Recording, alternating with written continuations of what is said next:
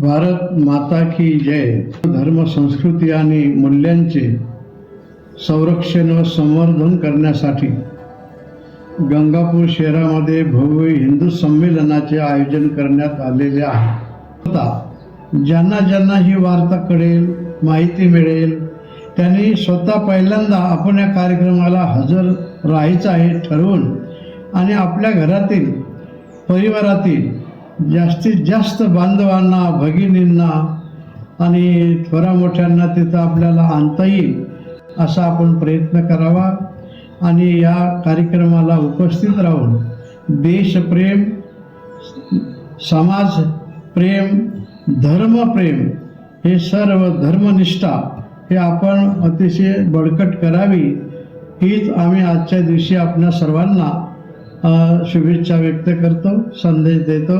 Jai Shriram.